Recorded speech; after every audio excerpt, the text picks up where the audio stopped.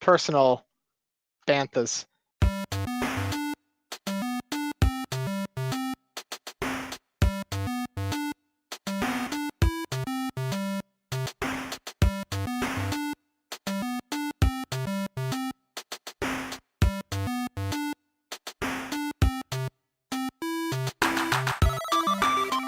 Hello and welcome to the Part-Time Gamers, the gaming podcast for people with full-time lives. I'm your host Cyranex, and I'm joined by my good friends Gristle and 9 of 12.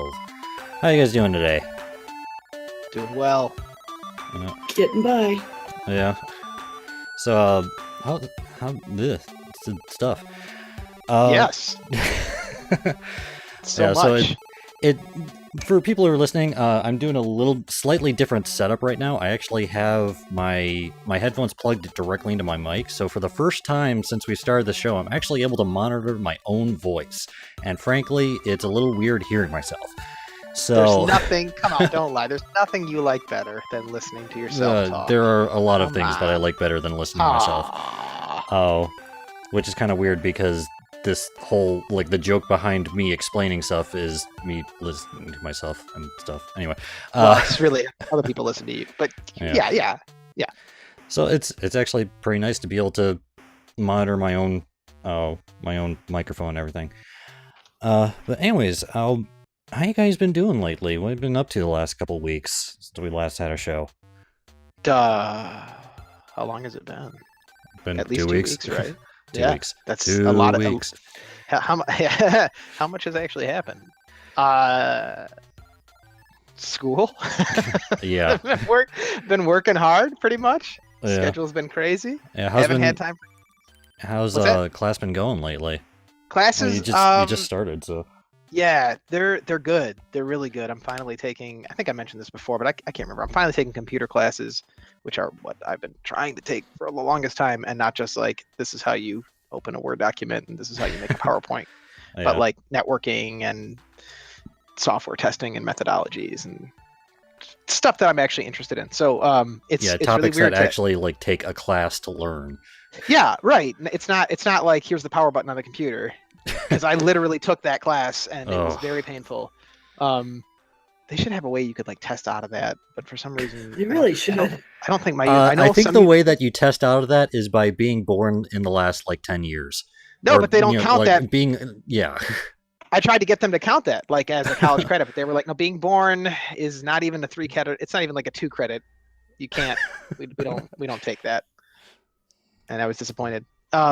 It's interesting though for me to go to school and sit down in a classroom and not just want to fall asleep immediately. Yeah. Because that's what's been happening when I take like introduction to sociology or a history class. I'm like, okay, you know what? It's not all boring, but most of it I don't really care about. But now I'm interested, so yeah, it's good. That actually reminds me of my like high school career versus when I went to Specs Howard. Like in high school, my grade point average was like a 1.8 or something like that. It was atrocious just because I didn't care. I could get a handle on everything pretty well, better than a lot of people in the class. I just never applied myself. Right. And then because it just bored me most of the time. But then I got to Specs Howard and I passed the class with like a 3.97 or something like that. Really because high you had grade. A vested interest in it. Exactly. It was because it was something I was really interested in. I get the feeling that's pretty much the same thing for you. Yeah, that's how I'm feeling. Like I have homework that's due. I mean, my homework's done 2 units in advance now. Wow. Yeah. I have homework due on the 30th and I did it tonight. I was like, I'm gonna get nice. Yeah, so it's good. Cool. It's been interesting. The only problem with it is, as usual, it's just busy. Yeah. I feel like I'm going to school all the time, even though it's 4 days a week. It's not that much, but yeah, man, I'm tired. Yeah. How about you, September? What's been going on the last couple of weeks for you? Well, last night I went to Durham, and I met up with my son and his girlfriend and his roommate, and took my friend Beth with me, and we went to see Enter the Haggis. Enter the Haggis. Yeah. It's a really, really cool band that actually my just husband sounds used to be cool. in Really? many years ago. And they rock. They're better live than, I mean, you can find them on the internet and listen to their stuff for free right now, but they're one of those bands that just live is just so freaking fantastic. Oh, Cool. I just listened to 3 seconds of one of their songs and I'm hooked already. I'm impressed. That's not a lie. It's really good, actually. Here, I'll send you a link, Sean. it Yeah, was, I'll have to. yeah, so that was fun. It was good to I'll see have the to listen guys. to it. They're based in Canada, so they don't get down this way all that often, but they were just kind of going up and down the coast, and I got out to see them. I just had to. That's very Cool. cool. Yeah, And It's I'll funny. have The to Piper texts. check that out He later. calls me up like an hour before the doors open. So, are you coming? So it's you plus two? I'm like, I already bought tickets, Craig. Like, he called me an hour before they should put me on the list. Gee, thanks. Can they get Nice. you a refund? Right? And you mentioned before the show that your liver took a beating. Yeah. They had really good. Founders is a brewery that's like right over in that area. It's in I Winston-Salem. love me some Founders. And they had the Founders Porter on tap, and I drank Ah, a lot of it. that is the best. I am so jealous now. Oh, a That's new what- place that opened downtown today that I just went for dinner has the People's Porter bourbon barrel aged stuff on tap. Oh But I wasn't in any condition to have any today. no! I'll Yeah. go back. I mean, well, they say it's good for a hangover. You're gonna hair of the dog. Yeah, well, I also had to record, so you guys didn't want me. Yeah, starting up again. that might be a little detrimental. Or beneficial. well, We'll wait till we get to the depends, quiz and you know. find out. Might make things a little bit more interesting. We'll have to like Zach and I will have to play a game of Iron and Nail first, and then go right into recording. What? Make things interesting. Be hungover and beaten up. yeah. Unable to sit at my desk. Yeah. Well, for me, the last couple of weeks, things have gotten a little bit interesting. Things at work have slowed down, and it's getting more back to normal, like it was before the holidays and everything. But the biggest thing that's changing right now is originally my wife and I were going to be moving into a 2-bedroom apartment in the same complex, and those plans have now changed. We are actually going to be renting a house. Oh yeah, I saw the pictures. Yeah, so it's actually it's east of here, and it's in East. a less than a little bit sketchy part of the city, and which is just my own personal insecurities. It has bars and stuff on the doors. From what we've observed, the neighborhood is still pretty good. The houses around us are occupied, and there's actually a street light directly in front of our house. There's, we'll have our own gate and everything and all that jazz. So it'll be good. And the house itself is in great condition, all things considered. So we're going to be moving into that house instead of the apartment, which is just I'm the kind of person that doesn't deal well with change.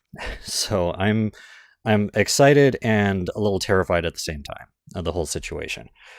But Man, it's gonna be good.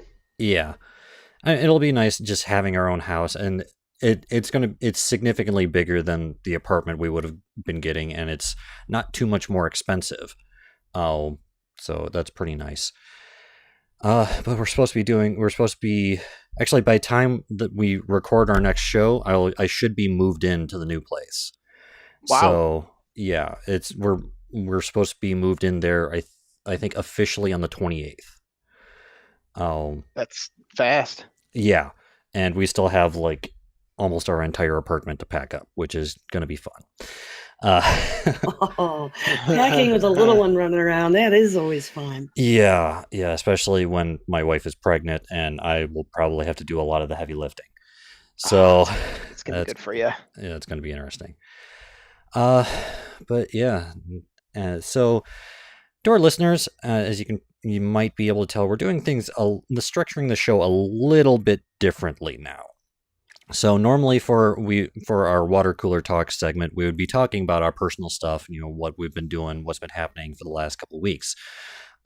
Instead, what we're going to do is we're going to keep our personal banter, or as Zach put in the in our show notes, the personal banthas, which I still think is hilarious. We're gonna, Well, that's fine. yeah, we're going to keep that on at the top of the show. And for our water cooler talk, which we're going to be getting into now, we're actually going to be talking about over the course of the 2 weeks in between shows. We're actually each going to be kind of picking a news article or some notable announcement that we are interested in, and we're going to briefly talk about those. So it's going to be more of a news-like segment, which is actually, I think, is a little bit cooler. It keeps it more oriented towards gaming and stuff like that. So we're going to start off with Zach. What do you want to talk about real quick? Guys, let's talk about the Nintendo Switch. Let's breach the topic, because Nintendo consoles, coming out, and it's not the Nintendo Classic. So we're not talking, some kitschy little, what is it, $60 toy that with preloaded games, which, by the way, I still want. Yeah, if you can find it. Right. Yeah, I'm not even trying. So the big news on the Nintendo Switch is the whole, I think, on a lot of people's minds, is the whole paywall thing, that they're going for online paid services for the first time in like ever, if my sources are correct, and I think they are. So they're joining the ranks of like Sony and Microsoft, and making you pay for multiplayer and online stuff. Yeah. I did a little more digging today and found a link, which surprisingly goes right to Nintendo's website, and they actually, it looks like they've clarified a little bit about their pricing and about like dates and stuff. They don't have pricing for the actual Nintendo account, which you'll need to play multiplayer and enjoy exclusive benefits. But they did. I don't know if this has been out for a long time or not. But the system has been priced at $300, which is not horrible, but it's still a lot for a Nintendo console. Yeah. And if you couple that with if you're planning on getting whatever their monthly fee is going to be, I mean, it's considerably more expensive than you would normally expect to pay for a Nintendo product. Yeah. Not to mention, you get, like, when you subscribe, I don't even know if it's worth it. You get a monthly game download, so it's a free NES or SNES game, and the SNES games have newly added online play, whatever that could be. I don't know how they're incorporating that into those games. And you get that game for free for a month. And the way that it's worded kind of makes it seem like after that month, it just zaps off your system and you no longer have access to it. So unless you buy it. Unless you buy it, right. But you're already paying a monthly fee. So why do I also have to? I don't know. It doesn't feel like you're really getting that much out of the monthly fee. It's kind of like the Xbox thing, the live thing. Yeah. Yeah. We pay for that yearly, but I mean, we get games that we can try and pieces like of games. demos and stuff like that. But there's the big difference that at least the problem that I have with that is the fact that this is specifically letting you get SNES and NES games. We know what those games are already. They're not making new NES and SNES games. So we've already played those games. Now, we haven't played the new multiplayer components of the SNES versions. Yeah, whatever that may be. Still, is that worth, you pay this flat fee for the month, you get one game for that month for free, and then it goes away unless you spend more money to purchase the game, which by the end of that month, I mean, come on. Most of us can play an NES game or an SNES game, and if we really get down to it, we could beat it in a month. I mean, that's not that difficult to do. Yeah, but if you go by that logic, then there wouldn't be any reason to buy the game anyway. If you're going to, if that actually helps the argument, then, because it's like, okay, I get a free game for the month, I beat it in a month, and I didn't have to pay for it. Yes, that's true. Like, I already bought. I mean, on the Wii U that we have, we can access all those old games. We bought all those retro games. Like, shouldn't I already have them for? You should, but I bet you don't. In fact, I know it's on the Nintendo store, but it's a new version. They're new versions of the games, I think. I know the SNES ones are. I don't know about the NES ones, but I'm pretty sure Yeah. you won't have them. I guess what I don't understand is if it's priced even at like, say, $10 a month, one old SNES or NES game per month for that price to me is not even close to worth it. It would need to be more like I should have access to more than one game per month for that price. But that is just personal opinion. That aside, they also say if you subscribe, you get the online gameplay. You have access to online lobby and voice chat, which is a new thing. Nintendo has not done voice For chat. Nintendo, yeah. Yeah, Nintendo has not done voice chat. And you get exclusive deals of some kind. I don't know what those are. They're kind of being tight-lipped about it. Everything else you get just through as a non-subscriber as well. So access to eShop, friends, screenshots. You can share screenshots, social media, the basic stuff. As for the voice chat, it is not through the system. They do not give you a headset or a microphone or anything like that. It is through your smartphone. So they are Really? assuming that you already have a smartphone or smartphone-like device, which you probably will. And I don't know for sure, but you may have to buy that app. It would be a low thing for them to do. Jeez. It would be a low thing for them to do. I'm not sure. So I'm not going to go on record as saying you have to, because it might be that the app is free. I don't like the fact that they're just assuming, hey, you also have to, because you do have to buy a smartphone. Then if you don't have one, which, come on.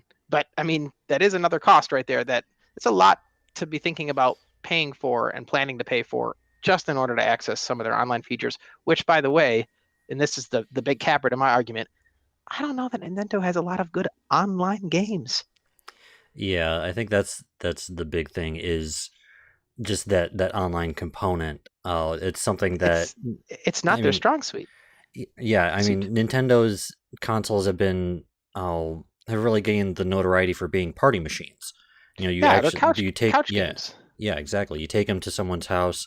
They're typically portable. The Nintendo Switch is kind of banking on being more portable than the other consoles. So that's the kind of console Yes. that you take to someone else's place and play on the couch with people right there.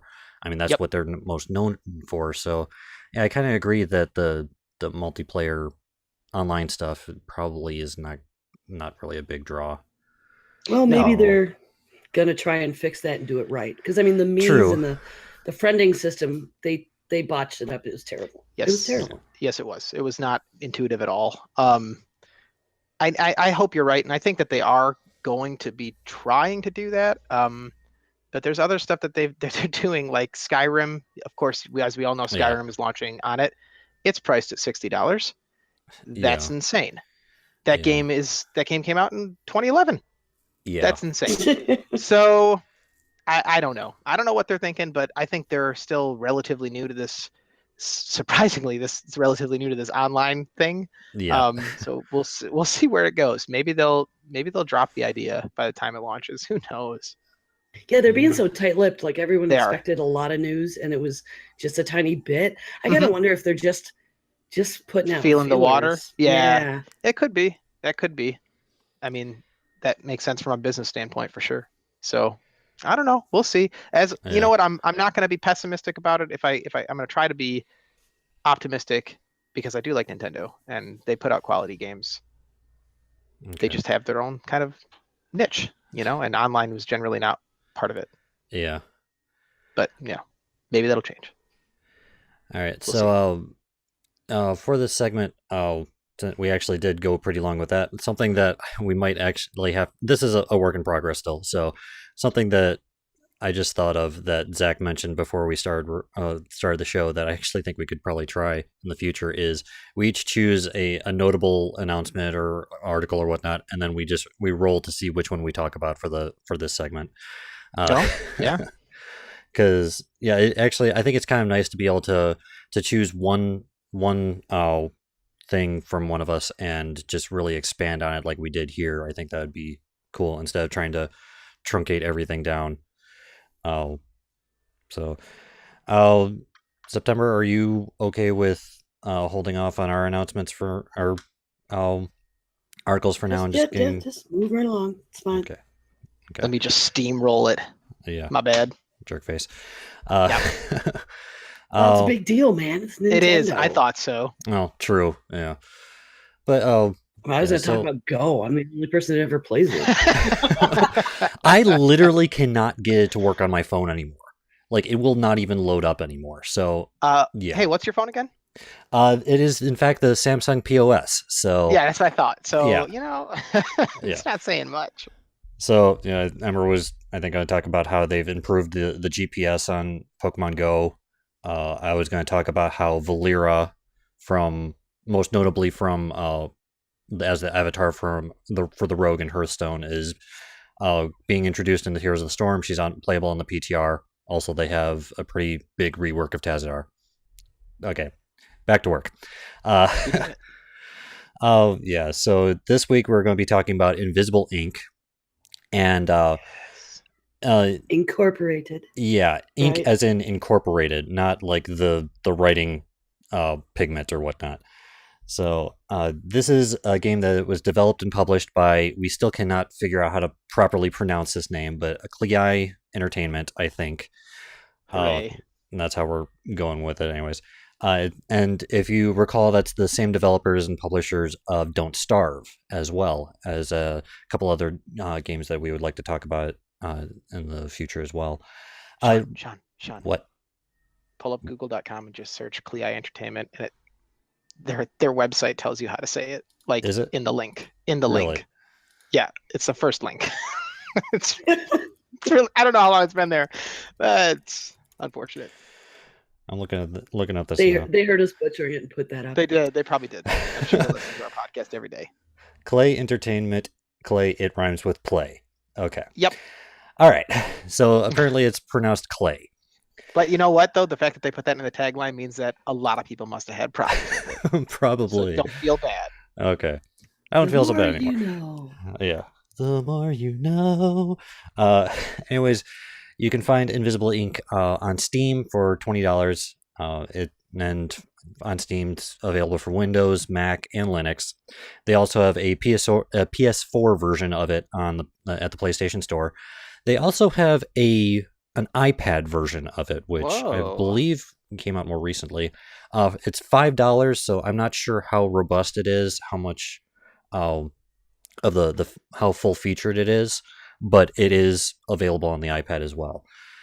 So Invisible Ink it's a spy themed turn-based strategy game. So unlike games like StarCraft and stuff like that, it's turn-based rather than real time.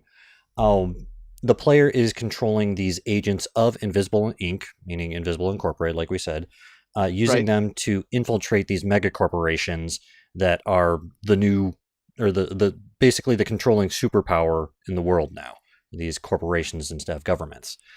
And we're not going to be doing a deep dive on the mechanics of the game, because the tutorial and the in-game hints do actually a very good job at explaining the different mechanics, like how to move, vision of the guards, what's a good spot to hide, what's not, how to do the various things like looking through doors and all that stuff. So we're not really going to go too deep on those kinds of mechanics. We're just kind of going to talk about some of the more strategic elements and how those play into the game. So first thing, though, is the story behind it. And this is the one thing that the game is, I think, most or the least robust in, is the story.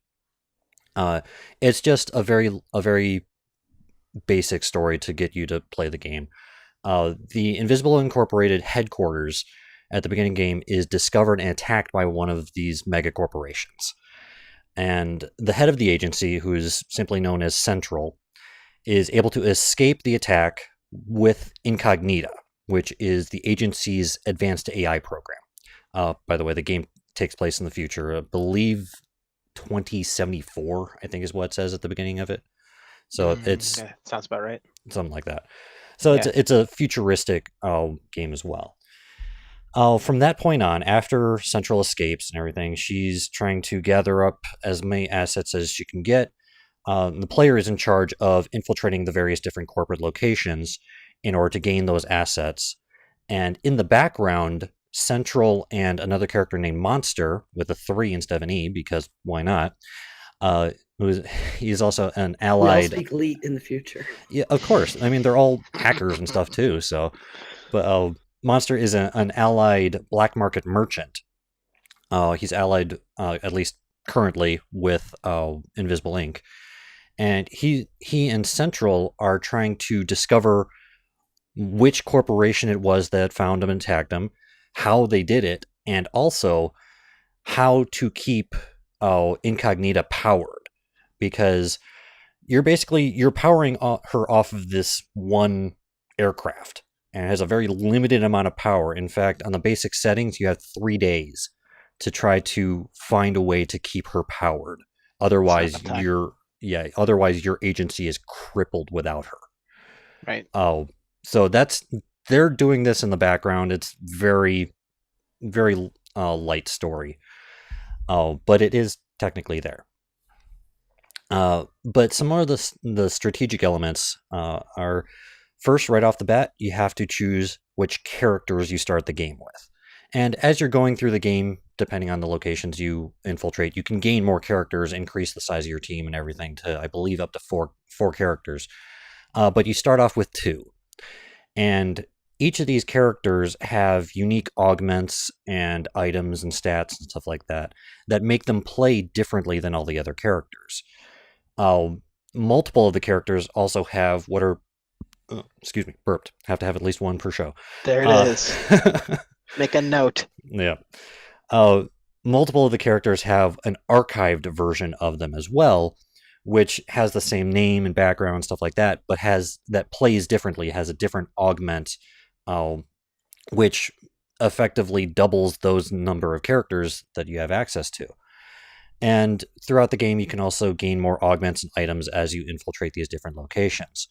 So you can, that's the first strategic element of the game, is figuring out, okay, which 2 characters do I want to have, because that drastically changes your tactics throughout the game.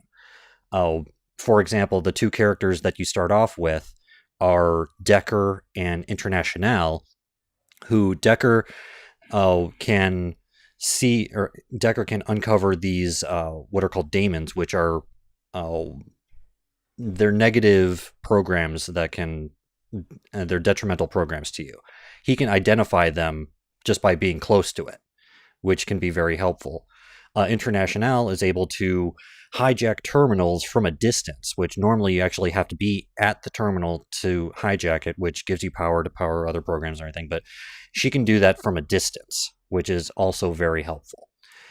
And, have, a bunch of other different characters that have different abilities, which, again, affects your tactics. The other aspect is Incognita herself, because she's able to affect different aspects of the missions in different ways. Like, you have hacking programs, you have power programs, you have other miscellaneous programs, then all of these things affect the game, affect the missions in different ways. Like, for example, you have to have a hacking program so that you can hack different mainframe items like cameras, safes, databases, stuff like that. You can have a power program that gives you power to power other programs and everything like that. So, and then a bunch of miscellaneous ones that reduce the sight range of guards or things like that. So that's another big aspect of the strategy, especially starting off, because you can choose 2 of those programs right from the start. And those play a big role in it as well. But also, during the actual infiltrations, the biggest, if it was just, turn-based, take as much time as you want type of thing, it wouldn't be as difficult or as exciting a game to play. But there is a very substantial wrinkle in this game, and that is alert.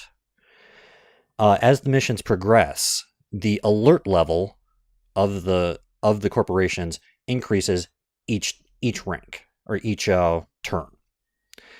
And there are 5 ranks in each level. Once you advance to a new level, it increases the difficulty of the mission by either activating additional cameras or rebooting hacked mainframe objects or changing guard patterns, patrol patterns, or spawning more advanced guards, or there's a host of different things that just in general make it more difficult for you to advance.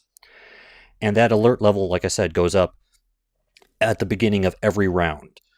So, and there's 5 ranks per level, and a bunch of basically if your activities are discovered anyway, whether you're seen by a camera or a guard, it goes up. A guard finds a knocked out or dead guard, the alert goes up. A guard is killed. All guards have heart monitors, so if they're killed, the alert goes up a lot. So you're trying to, it's this whole element of hurry up and wait type of thing. Because you have to be patient, you have to be strategic, but you also have to be fast. Otherwise, the game really ramps up and it becomes more and more difficult. I've actually had, when I first started playing the game a while ago, I actually had one mission where the alert level advanced to its maximum. It maxes out at level 6. And it was basically, at that point, it was almost impossible for me to complete the mission. I actually did fail at that point. Mm. So, I have to tell you, it was much more successful to me at suspense than Five Nights at Freddy's. Yeah. The alert levels were like really stressing me out. Like, I don't know, maybe it's because it's people, spies, and you know, the intrigue was pretty intense for such a turn-based game. Sure. Yeah. It still had that, so I guess it was enough story. Yeah. But it's another aspect of that is, where was I going to go? It just fluttered on my Somewhere brain. crazy. Dang it. Probably. You're talking about losing. I don't know. Yeah. I seriously cannot remember what I was going to say. Anyways. Oh, Sean. So that's it. It really adds that strategic element. Oh, now I remember what I was going to say. The strategic elements of it. You really need to think about how you're going to go through these missions, like really what you're going to be doing, because like I was saying, the strategic elements, starting with just the characters you choose at the beginning. Is like, okay, if you have International, you're probably going to be able to hijack a lot of the terminals, which means you're going to have a decent amount of power, which means you don't necessarily have to have as powerful the program to give you power or stuff like that. So you could probably do something else with that allows you to do something, the amount of strategy and depth that this game has is immense. And really, really contrasts the depth of this story. Yes. Yeah. But like even like the way, also leading into some of the other miscellaneous points that we have, there is a substantial amount of customization options for the game as well, similar to Don't Starve. Don't Starve has a lot of customization that you can do, really personalize the game. Invisible Ink has even more so. Like, for example, I've actually changed the way I don't do one of the official modes, just because they're really suspenseful and stressful for me. But I have a custom mode where the alert level doesn't go up every round. It doesn't automatically advance. But anytime I do anything else that would increase the alert level, it does double the amount. Mm. So, and I also have it so that the heart monitor is active for if you knock out a guard too, instead of just killing them. So every time I knock out a guard, every time I see I'm seen by a camera or seen by a guard, anything like that, the alert level just starts skyrocketing. So, and that's without it advancing normally. But I also have it set so that once I knock out a guard, they're pretty much knocked out for the entire mission. So They don't come back. Yeah. Yeah, they just You stay don't have knocked to out. sit on them. Yeah. Right. Yeah, That another was fun. another random thing that they show you or that they tell you is that once you knock out a guard, they're normally only knocked out for like 3 rounds or something like that, very short amount of time. But if you Depends on just your you can augments and stuff. yeah, your augments and game settings and stuff change that, but Right. Right. you can actually basically just sit on them almost literally, and that makes it so that their countdown doesn't go down, so they just stay knocked out for longer. Which is another strategic element that you could think of. You know, it's like, okay, this character is basically useless. I'll have him sit on this guard. Uh, but I want that job. and it's like that's the thing is when you I actually almost had to do that with one of my characters because they when you find them when you infiltrate a corporation and find a new character, they don't have any equipment with them, not even a neural disruptor, which is what you Right. need to knock them out, knock out a guard in the first place. Yep. So it's like, okay, you can't knock out any guards. At the very least, you can just sit on them and keep them knocked out. Then, I've definitely had people doing that. yeah, Yeah. Just imagine him sitting there I'm like, having a oh, snack. Every once in a while, you just punch him in the face again. yeah, you know, they can't do anything else. basically. But also another thing that I didn't mention earlier that really adds to the replay value of the game is the fact that each level is randomly generated. Kind of tying Yes. into the customization options, you can actually kind of adjust the size of the levels by adjusting how many rooms it spawns with, everything. Whether it has less, normal, or more safes, terminals, guards, stuff like that. How much Highly energy? customizable. Yeah, how much energy you Yeah. start with, how much credits you start with. That was another setting that I changed. Normally, I think the default is you start with like 10 power or something like that. Yeah. I have it so that I start with 0 power. Oh. So I have to, but I also had I kind of cheat because I have one of the DLC characters. Whenever she knocks out a guard, she gains an amount of power equal to the KO damage, and I have the KO damage maxed out at 99. So I knock out one guard and I instantly have 20 power, which is the maximum you can have. That is pretty cheap, but it's a good tactic. Yeah, but even that, like how you customize the game like that really goes into your strategy, which you can make it so that every time you play this game, it plays differently. It really adds to its replay value, and it's a really fun game for the strategically minded. You know, the three of us being D&D nerds and going through turn-based combat in that, I think that's what really drew me to it, was just those strategic elements. So yeah, I would agree with that. Yeah. Yeah, I think it's cool because you can sit back and plan. You are under the gun because you definitely, like September said, you feel the suspense. Like you feel like you got to get stuff done, but you can pause it at any time and walk away. Yeah. And think about it and come back to it. And it's not like, oh, I have to finish this combat. It's like, no, I can take a day or two if I want to really, really think about this. Well, yeah, and you're controlling when the turn ends. So exactly. You really can spend the time thinking and planning your next 3 moves. Yep. Yeah. Yep. Yeah, that element is very, very cool. Also, something I wanted to touch on real quick that I probably should have at the beginning of this whole discussion, but the new player experience. So I played this. I started playing Invisible Ink like a year ago when I had just first heard about it. But the two of you have started playing it much more recently. What did you think of the new player experience, going through the tutorial and learning the mechanics of the game? I thought it was pretty intuitive. It was pretty self-explanatory, but I've played turn-based strategy games before.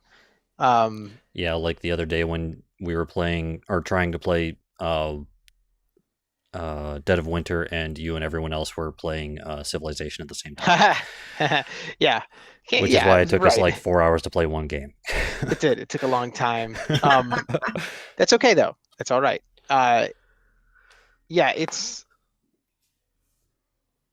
I thought it was easy. I think they did a good job explaining exactly how everything works, and you kind of know what the game expects of you by the time you get through the tutorial. It did seem for a minute there when I was going through it, I was like, oh man, I'm not sure what I need to invest my resources in, because I feel like it's going to open up and there's going to be so much. But no, they help you through it. It's not like you're just suddenly thrown with a whole bunch of augments thrown at you or anything like that. You have to work for them. So I thought it was good. Yeah, I agree. It seemed like, oh wow, this is going to be a whole lot of choices. How do I even start to think about it? But then the tutorial is efficiently designed to just walk you through and give you a grip real quick. So good job, guys. Yeah.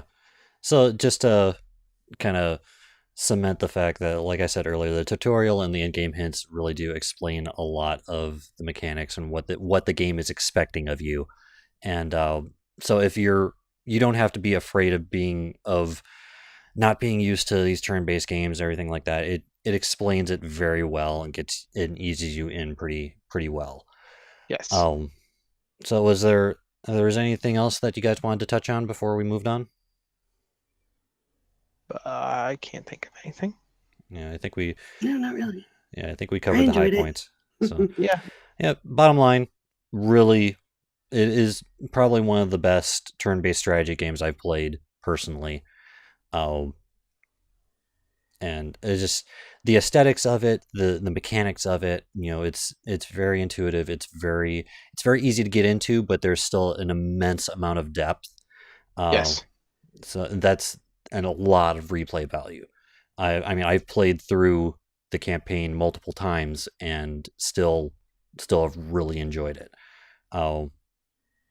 So yeah. Well, in that case, do the right thing. Here we go. There's some familiar music. Yep. All right, so employee assessment. You know what you gotta do. Agree on an answer. It'll probably be wrong, but we'll continue anyway.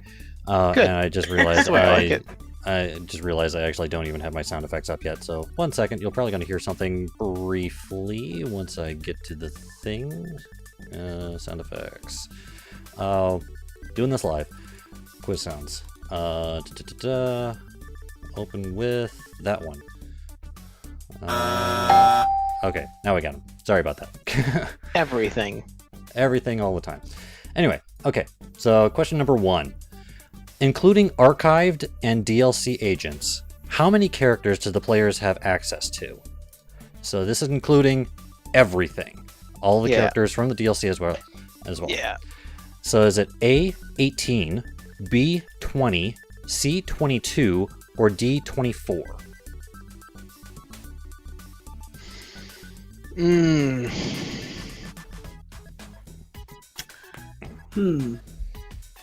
Not much difference there to even discuss. They're so no. 22? 22? Sure. 22 or 20? I know there's a lot, so I'm going to go high on this. Either 22 or 24. What do you think? I like 24 because I like that show. That is a good enough reason for me. So 24 is going to be the answer. That is wrong. Damn you, Jack Bauer. I love the logic, though. I really love the logic, but it is in fact 22. See. Yeah. Oh, see. There are. No, you shouldn't. There are 4 DLC characters. There are 2 characters that do not have archived versions, and all of the other ones, I think there's like 8 characters that have an archived version. So they have that's 16 characters right there. Yeah. So yeah, there's actually quite a few characters, and like I said, all of them play a little bit differently, and sometimes drastically differently. All right, question number 2. Which hacking program specifically, which hacking program breaks one firewall in all devices within 5 tiles? Is it A, Data Blast, B, Flare, C, Hammer, or D, Brimstone? Within 5 tiles? Yep, it breaks one firewall in all devices within 5 tiles. I'll say Flare. I I can't could remember. totally be wrong. Yeah, I can't remember. I thought it was something like Data Blast, but that might do something else. I didn't think it was Hammer. What was the other one? Brimstone. Brimstone. The options are Data Blast, Flare, Yeah. Hammer, or Brimstone. Brimstone's not even ringing a bell for me. Yeah, I mean we can go with Flare. Data Blast.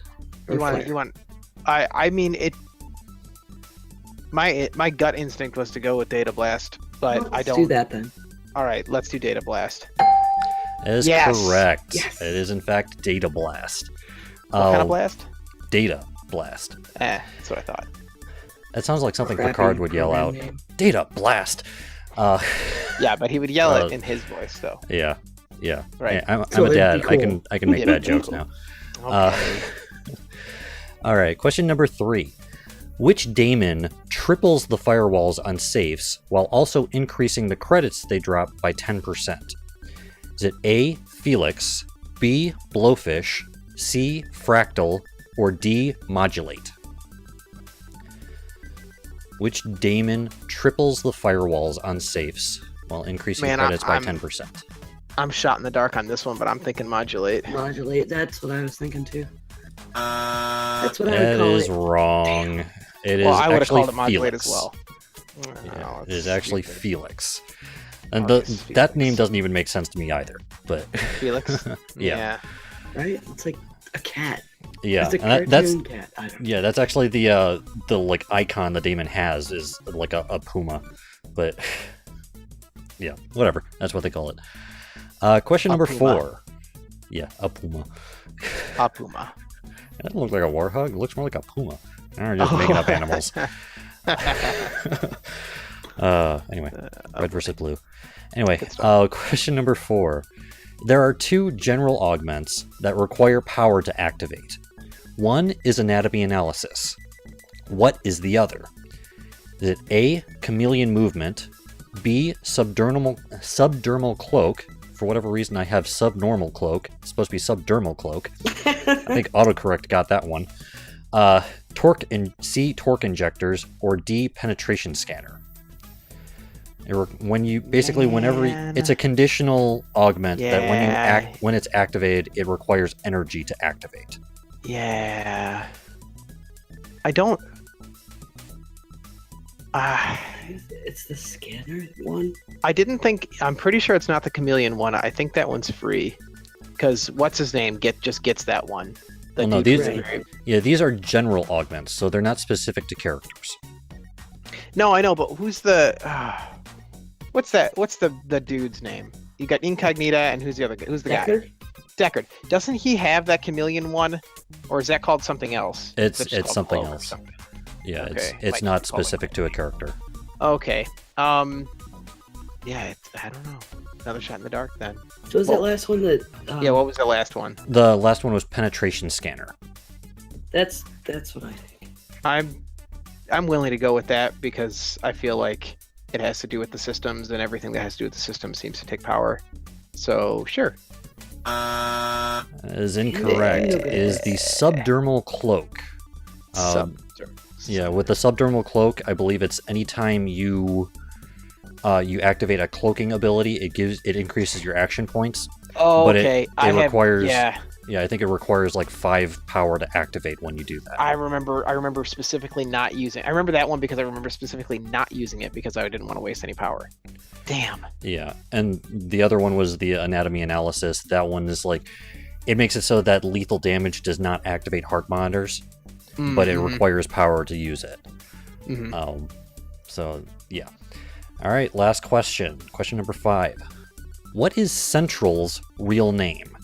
Is it A, Jolie Murphy, B. Nika Muratova, C. Colette Fawn, or D. Olivia Gladstone? What is Central's real name? I think Olivia. For some Sure. reason, I'm having a flashback. I'm having a flashback, Sean. That's lovely. And that's also correct. It is Olivia Yes. Gladstone, which is Yes. actually one of the DLC characters as well. The DLC character Olivia Gladstone is basically the younger version of her, and Oh, sweet. Central actually is an unlockable character as well, which is kind of interesting because she's both on the field and off the field, and yeah, kind of Inception there. Anyway, Right. so we did get a couple right. We did it. We also got a couple wrong, but We did anyway, do it. So not fired. Right. yeah, still good, still good. So good. Yep. All right, and with that, brings us to the end of our show. Yeah, everyone, thank you for joining us. And if you find value in our show and would like to support us, you can at patreon.com/parttimegamers, or by giving us a 5-star review on iTunes. That's a really good and really free way of giving us some help. If you'd like to contact us, you can with our email, parttimegamers.cast@gmail.com, or on Twitter at PTGcast. You can find me on Twitter at Cyrenex or on Bell.net with the battle tag Cyrenex number 1996. You can find the show and the rest of my work at caffeineinducedproductions.com. And at some point, I really want to start doing some more video work to put up on there. I've been missing out on doing some video stuff. So You've been busy. It's yeah, cool. yeah. Ember, where can people find you on the internet? I can be found at 9 of 12 on Twitter. My BattleNet tag is 9 of 12 number 1102, and you can reach me at geekgrills.com. And you And can Zach. find me on BattleNet with the battle tag Zachaleth number 1466. Order 66. No. 1466. Don't do Right. No, Yeah, don't do that. don't kill the Jedi. Yeah, don't kill the Jedi. Yeah, don't do that. We like the Jedis. We do. Well, most of Some us of like us. the Jedis. Yeah, most of us. that. I wonder Alright, if that's I all. Okay, never mind. What'd you say? should ask my Echo Dot. I'm going to give my Echo Dot that order and see what happens. Oh, that's awesome. It would be even more awesome if it actually did something. Or not It'll awesome. probably do or really something. bad. Well, yeah. She tells jokes and stuff. Yeah. I'll record what happens. You know. Awesome. That would be hilarious. All right, everyone. Until next time, we are the Part-Time Gamers, and we are clocking out.